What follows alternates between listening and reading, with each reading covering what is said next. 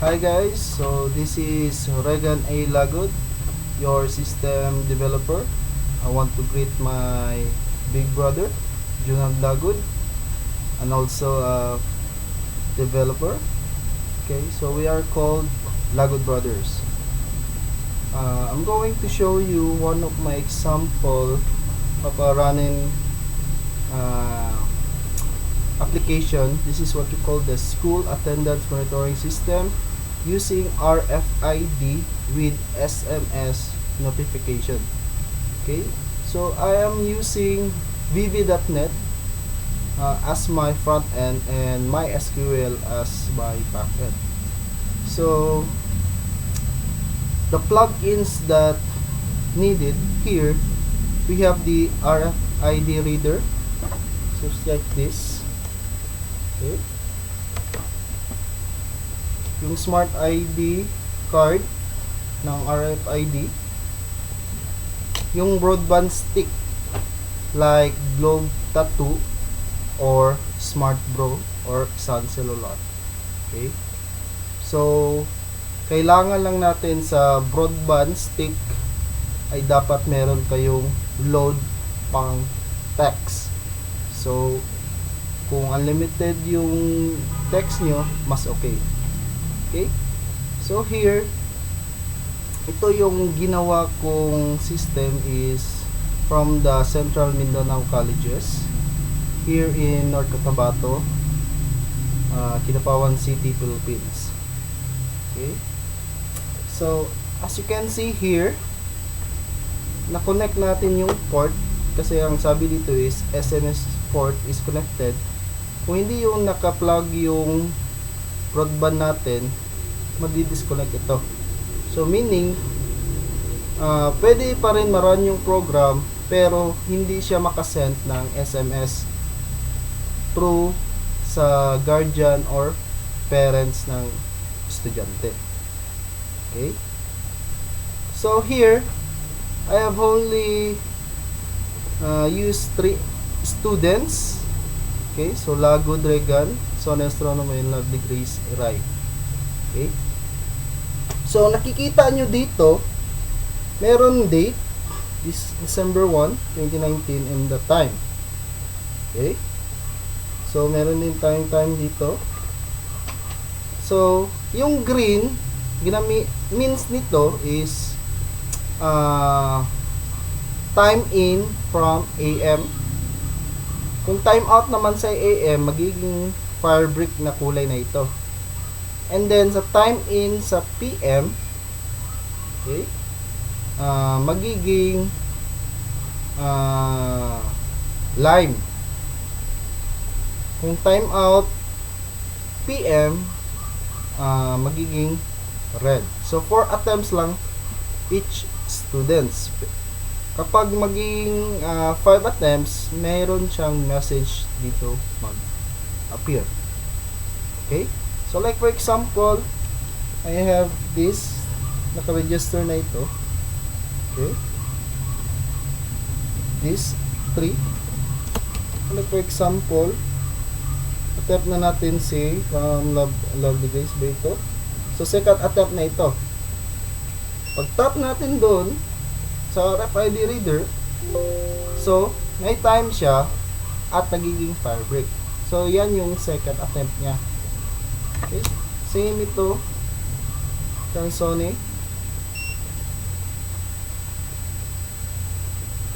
So magiging red kasi second attempt na ito. Okay, kapag third attempt ito ni Lovely, magiging lime. Okay, so sa akin naman yung RFID, so pangalawang attempt ko ito, so hindi na live kundi fire break kasi timeout yung second attempt. Okay, okay, next, kung pangatlong third attempt ko, dito rin, so ano yung third attempt, it is line.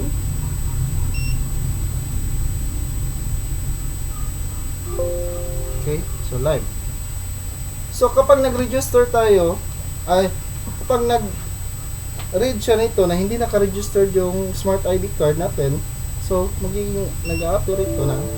So nandito is no RFID was found, please try again. So kahit anong ulitin mo yan, yan pala. Okay? So dapat naka-register yung Smart ID each student. Okay? For example, attempt na naman tayo. So kang Lovely, so third attempt na ito. Okay? Next, fourth attempt na pala ito ni Lovely. Okay, so nandito kasi yung line niya. So ito si Sony Astronomo, magiging third attempt. Line ito. Okay, so yung green highlights, that is time in, at saka yung mga reds is time out. Okay, so fourth attempt natin si Sony Astronomo. Okay, so fourth. Kapag nag 5 attempt siya, so hindi na mga-appear siya doon. So nakikita nyo dito sa cellphone ko. Okay. So nandito yung lahat ng SMS. Kasi sa akin naka-register yung mobile number ng parents nila sa kanilang tatlo. Okay? So nandito yun. So hindi nyo mabasa, so basahin ko. So like for example sa first attempt, so kung nagiging good afternoon siya kasi afternoon na kasi ngayon, magdidepende tayo sa oras. Okay? So good afternoon, Mr. and Mrs. Lagod. Your son, daughter, Regan Lagod, has entered the school at 12:37 p.m. on December 01, 2019, Sunday, first attempt. Okay? So same lang pa rin ang lalabas sa second attempt, third, at saka fourth. Okay? So dito, kapag nag fifth attempt si Sony Astronomo, i-tap natin.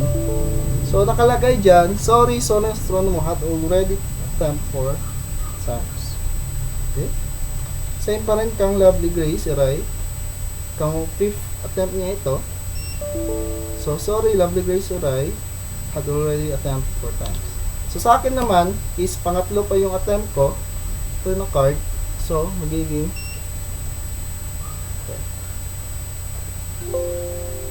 okay. Oops. Hindi natanggal yung sorry. So may error pa rin yung program ko. Pero actually an error dapat sa akin hindi na maalis na ito. Okay, sorry talaga. Hindi ko napansin. So last attempt. Okay. So andyan. So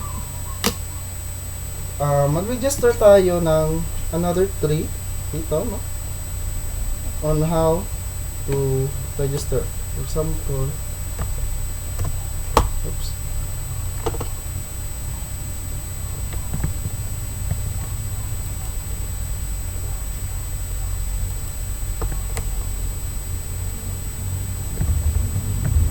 Hindi ko na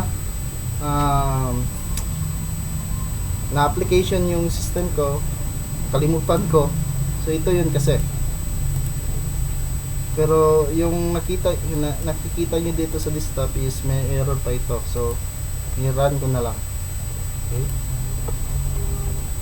So sa login attempt, so meron tayong administrator at saka in charge. Yung kanina in charge yung naka-login. So ito naman is the administrator. Okay, so kikita nyo dito meron tayong reset database. Okay, store at saka backup. So papaliwanag ko yan mamaya. Pa-change password. Okay, so manage section. Okay, so meron tayong section na 3. Okay, the grade level meron tayong 7.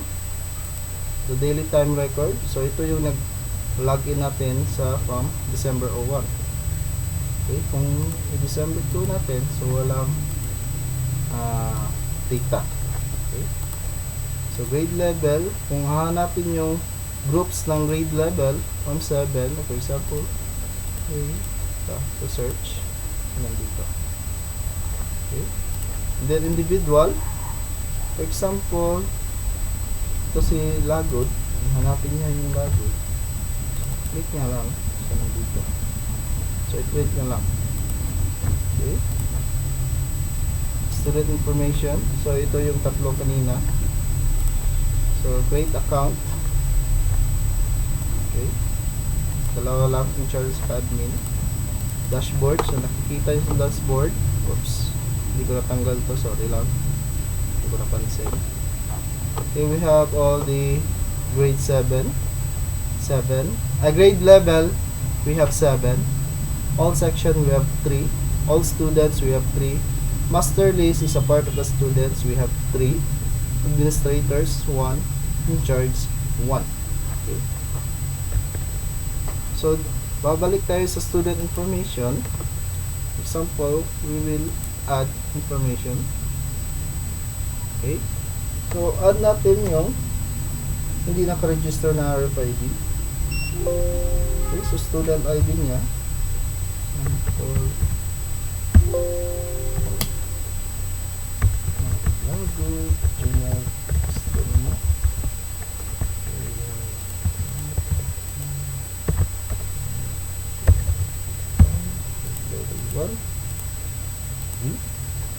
So mobile number natin, yung sa akin pa rin ito. Or kapag meron kayong maraming mobile number sa inyong parents saka guardian, so underscore nyo lang ito. Oops, marami na itong tayo nakita. So i-underscore nyo lang ito at saka next number. Okay, parang ganito. For example, ganyan, at saka 11 numbers. So hindi natin na ma-type sa mobile number kasi naka-key press. Okay, ayaw mag-underscore. So nakalimutan ko, hindi ko na pansin. So kapawat. Okay, so kapag nag-save tayo, so please choose select image. So i-select niyo yung message, image, sorry. Okay, so nandito, for example,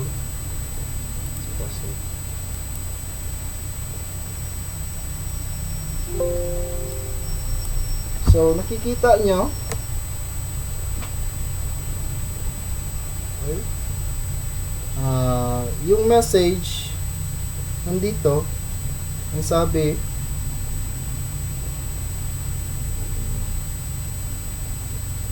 bakit naman ang text?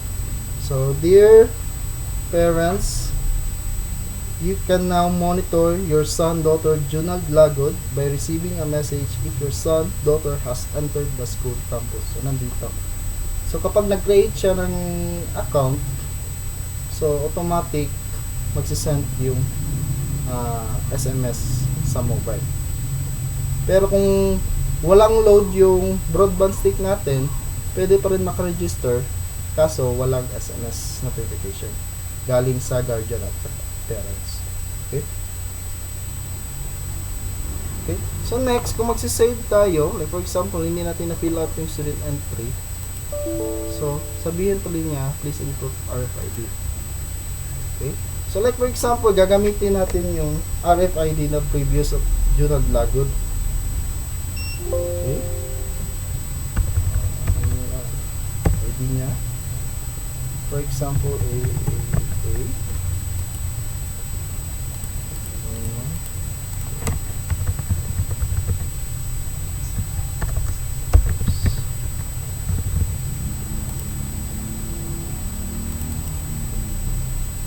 So, pag save nyo yan, so sa RFID number, ito yung kanina, kasi nakaregister na itong ID, Smart ID from Junald Lagod, yung kini-create kanina. So, already exists. Okay, so, okay. So, like for example, kung gagamitin niya, hindi pa ito nagagamit. Okay, so another line, example, i-register natin kang Junard Lagot pa rin. So pag save nyan, oops, sorry, so pag save, so store information, name Lagot Junard hot already exists. So meron na siyang ID. Okay, so, for example, dito yung okay. So kung wala siyang image sa desktop, pwede pa rin siya kumuha ng webcam. Okay, so for example, mag-webcam tayo. Oops, bakit naging billing? I think pangatlo nga itong nakikita kong error. Okay, so, for example, capture naman natin. Okay, so save.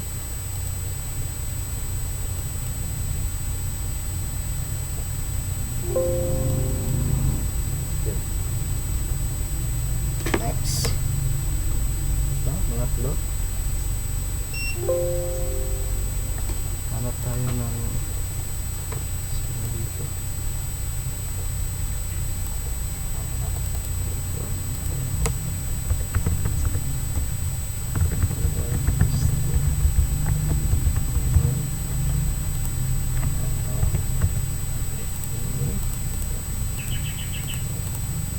So gagamitin ko pa rin yung mobile number ko.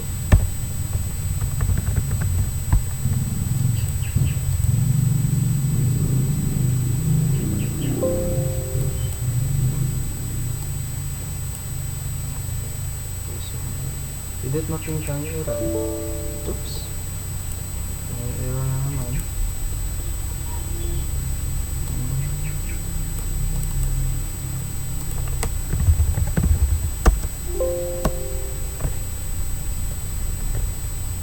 Okay, so sa dashboard magiging 6 na yung student natin. Okay, so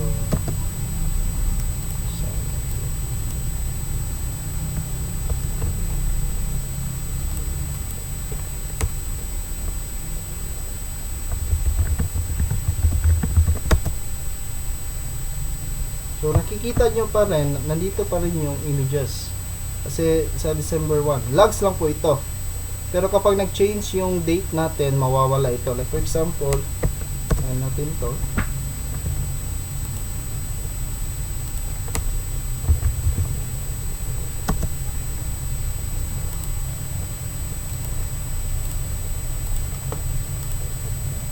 I-move natin from December 2. Okay.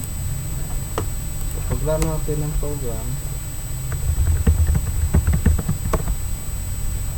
mawawala na yung logs.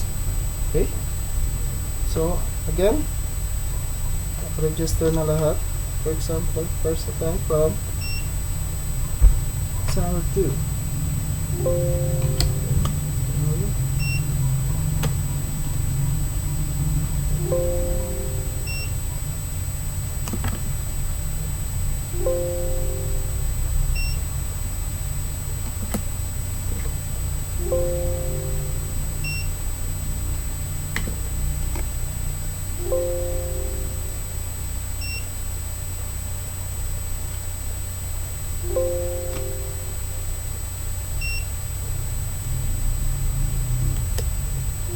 Gagamit tayo ng front ID na hindi naka-register.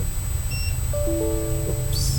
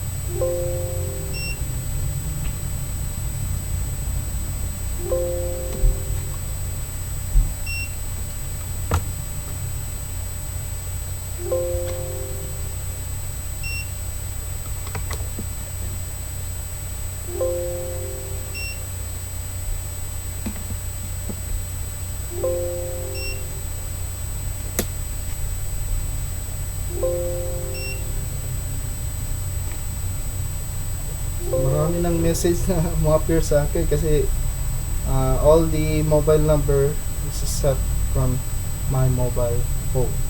Okay.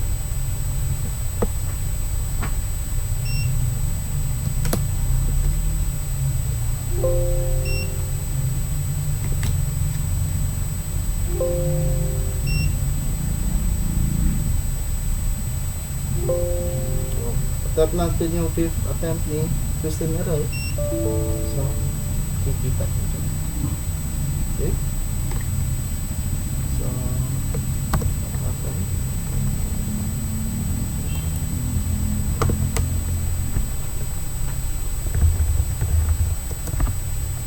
So, makikita nyo dito is daily time record December 2 pag December 1 nandito. Okay? So, grade level, for example, individual muna tayo ng logbook. So, here, meron siyang December 1 sa December 2. Okay.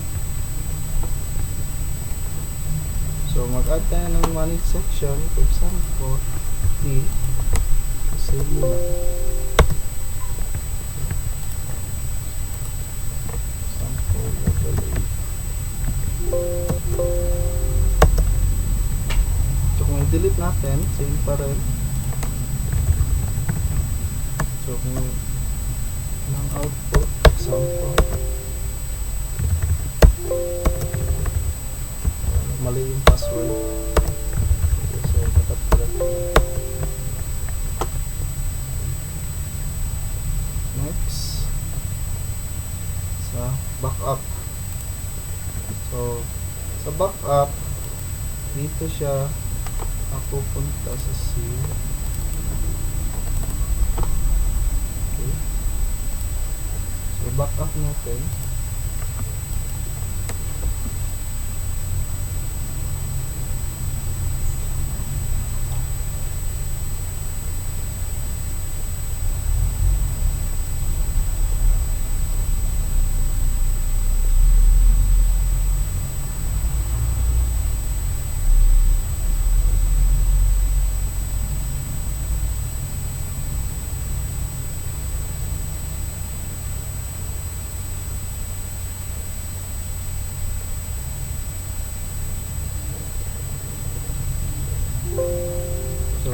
Backup. So, nakikita nyo dito, nandito na yung backup natin. And then, nandito, di ba meron pa siyang data? Kapag reset natin ito, so, mawawala na lahat yung data except yung accounts natin from admin and in charge. Okay, so, reset natin.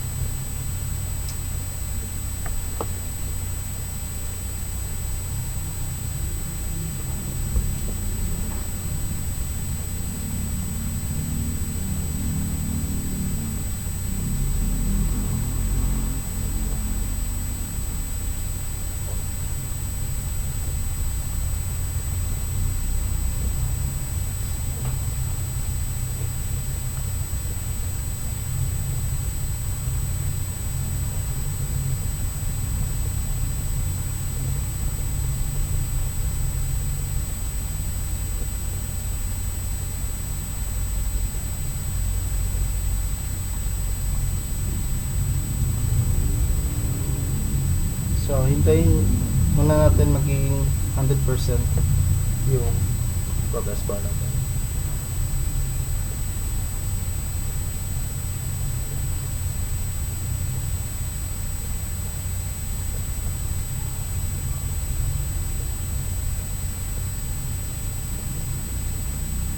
Oops. Sorry.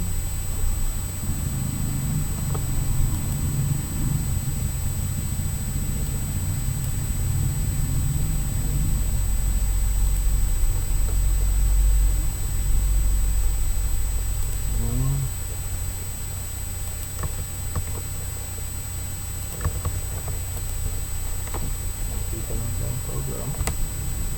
Ayan. So, ulitin natin. Sorry lang ha.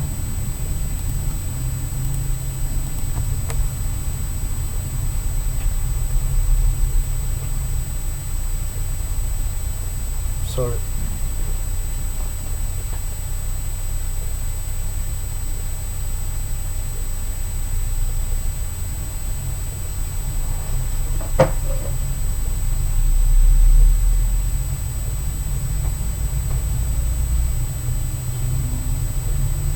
So, habang hinihintay natin yung magiging 100% yung reset natin, marami pa po akong system na i-upload through YouTube.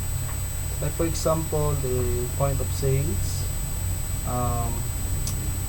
the automated school voting system, yung college enrollment, yung hotel, how to check in and check out, ano pa, basta marami pa akong system na abangan nyo talaga. So as of now, hindi ko pa ma-upload kasi marami pang nagpagawa ng tesis sa akin at saka yung mga company na system, so nahihirapan talaga akong i-upload. So I hope na ma-understand niyo. Okay. Oops.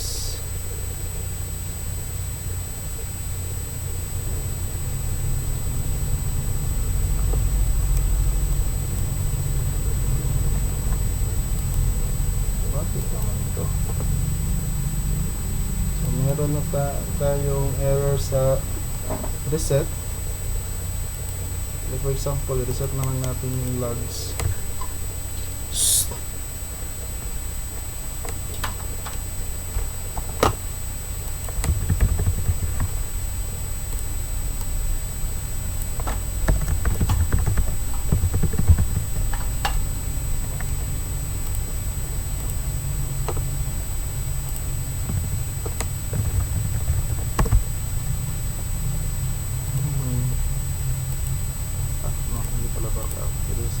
So, sa real time record, wala na yun.